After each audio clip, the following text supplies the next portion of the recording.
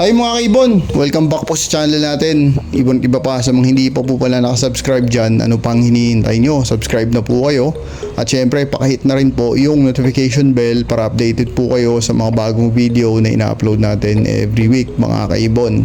At yung FB page pala natin, wag na wag pong kalimutang i-follow, like and share kasi nga po, dun po tayo namimigay ng fertile na itlog, ibon at inakay. Speaking of namimigay mga kaibon, hintay-hintay lang po kasi may mga bago tayong pababa doon sa selection natin at hopefully makapag-share na naman tayo o makapagpabigay na naman tayo sa FB page natin mga kaibon. Okay? At yung Shopee pala natin mga kaibon, maraming salamat po sa mga solid supporter natin doon. Grabe, dumadami na po talaga kayo, kaya nagpapasalamat po kami sa inyo sa suporta nyo, na solid supporter po kayo ng Shopee natin at sa mga positive review nyo doon mga kaibon. Sa hindi pa nakasubok, ano pang hinihintay nyo mga kaibon, subukan nyo na rin yung patukaan natin doon. Okay? Ngayong week na to mga kaibon, napakaganda ng topic natin, bibilisan lang natin to mga kaibon, pero siyempre interesting yung topic natin. Actually ito yung katanungan ng isang kaibigan din natin sa pag-ibon. At yung katanungan niya, bibigyan natin ng kulay. At yung katanungan niya, pipili siya ng parisan. Kung anong parisan nga ba ang pipiliin niya. Grabe, mahirap na masakit sa ulo na katanungan, pero napakaganda. Kasi nga, ang ganda ng mga parisan na pagpipilian niya. Okay? Bibigyan natin ng discussion yan mga kaibon, kung ano yung parisan na para sa atin ng pipiliin natin para sa kanya mga kaibon. Okay? Abangan nyo yung parisan na yun mga kaibon. Napakagandang parisan mga kaibon. At syempre, bago natin i-discuss yung napakagandang topic natin mga kaibon, mag-shoutout muna tayo sa mga solid supporter natin na walang sawang sumusuporta sa channel natin. Okay, ngayon syempre mga kaibon, shoutout na po natin yung mga solid supporter natin.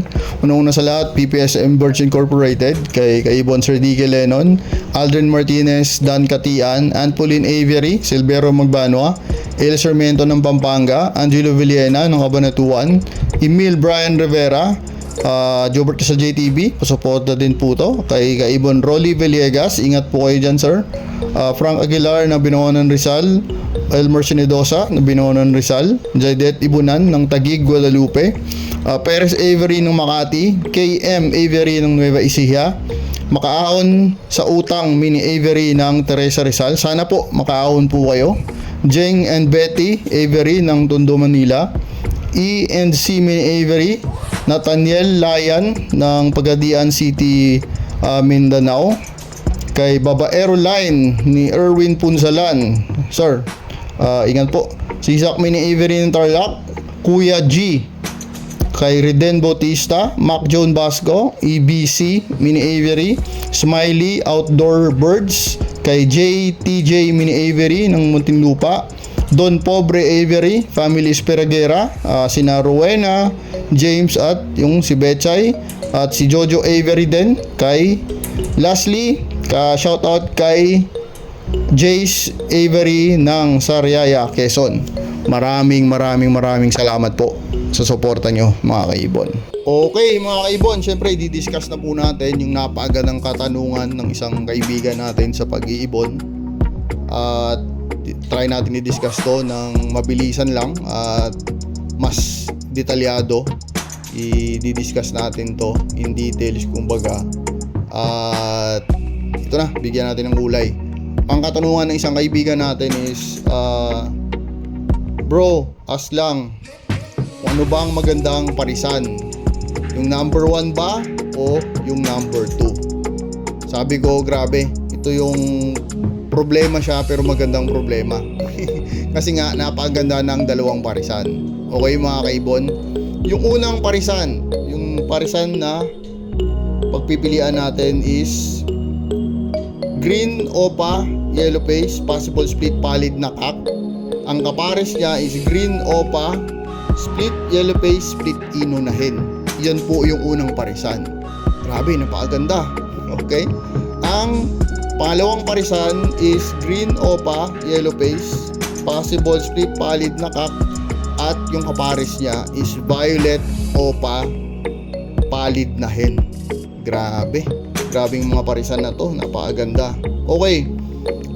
Discuss natin yung unang parisan, yung parisan na number 1. Kung ito yung pipiliin niya, didiscuss muna natin yung posibleng magiging anak ng parisan na to.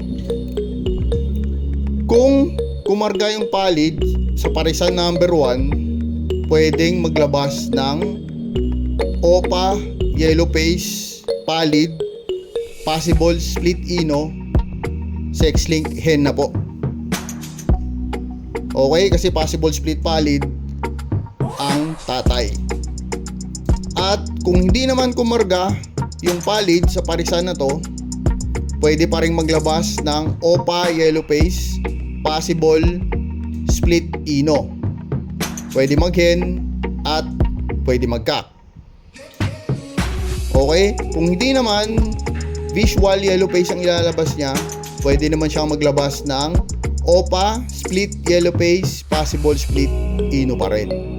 Ibig sabihin, napaganda pa rin ng ilalabas ng parisan na to. Pero kung kumarga yung pallid, mas maganda. Okay? Kasi makakapagpalabas ka na ng visual pallid. Yan po yung parisan number 1 ng kaibigan natin. Okay, ito yung parisan number 2 niya na gusto niya rin, pinagpipilian niya sa dalawa. Ang cock dito is ganun din, opa, yellow face, possible split pallid din, pero yung kapares na violet opa na pallid na hen.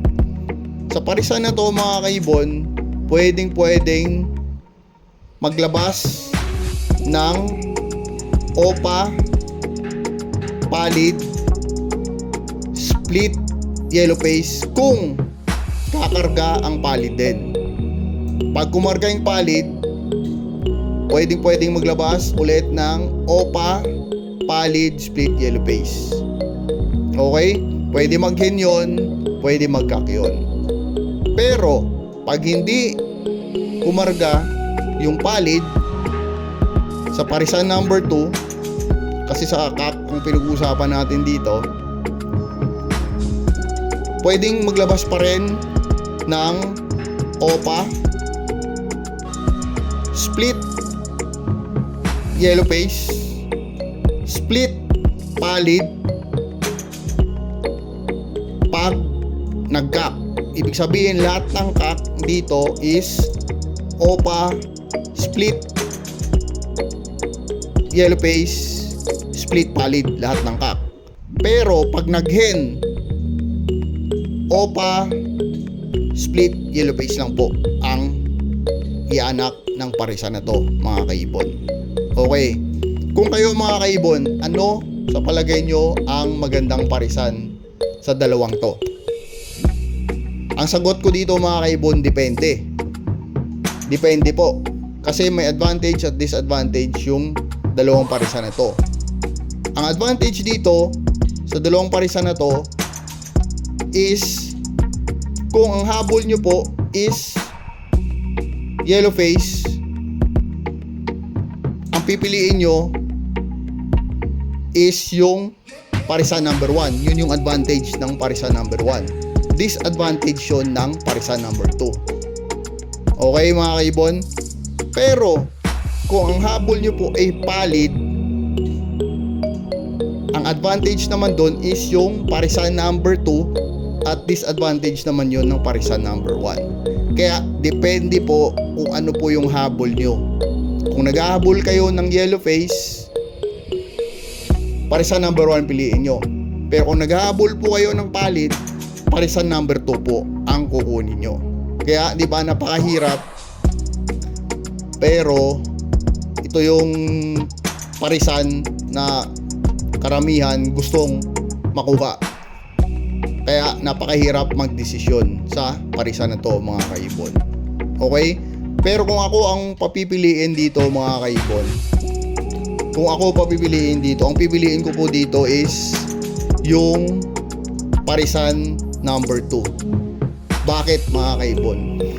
Okay, kasi sa Parisan number 2, kumarga man yung palid sa kak o hindi, sigurado ako na magkakaroon pa rin ako ng split palid mga kaibon. Split yellow face din siya mga kaibon. Sure ball na po yun mga kaibon pag nagkak. Ibig sabihin nun, malaking chance ko na magkaroon ng OPA, split palid, split yellow face. Kasi for example, naganak siyang 3. Sa 3 yun, may magkakak talaga dun mga kaibon. Medyo maalat ka na lang kung ang 3 yung naghen. Pero usually, may magkakak talaga dun mga kaibon. Yun po yung advantage nitong Parisan number 2. Kasi po, sa case ko, habol ko palid. Pero kung sa case nyo mga kaibon, kasi papipiliin ko rin kayo, comment down below din po kung ano yung gusto nyong parisan. Pero kung gusto nyo yung habol nyo is yellow face, syempre sa number 1 na kayo mga kaibon. Kasi nga, may yellow face na talaga na ilalabas yan. Kasi visual tsaka split, tapos possible split ino pa ang ianak mga kaibon. Okay? Sana po nakatulong tayo sa kaibigan natin. Actually, sinabihan ko na siya kung ano yung pares na pipiliin niya. At nalinawan naman siya. At sabi niya, yun nga, kung yun yung pinili natin, baka yun na rin yung piliin ng kaibigan natin mga kaibon. Sinare ko lang to sa inyo mga kaibon para may basihan kayo. Alam ko minsan may mga desisyon tayo na gusto natin ipagpares to at ipagpares dito din sa isa. Pero syempre depende kung ano yung gusto nyong ipalabas, kung ano yung gusto nyong dumami sa ibonan nyo. Okay mga kaibon, comment down below din po mga kaibon yung thoughts nyo dito, kung ano yung gusto nyo mga kaibon. Pakisulat na rin kung bakit Parisan number 1 o Parisan number 2 ang ilalagay nyo. Okay? Sana po nag-enjoy kayo sa munting topic natin ngayon mga kaibon. God bless po sa lahat na mag-iibon. God bless po sa pamilya nyo. See you next time po. Ibon iba pa. Maraming salamat po.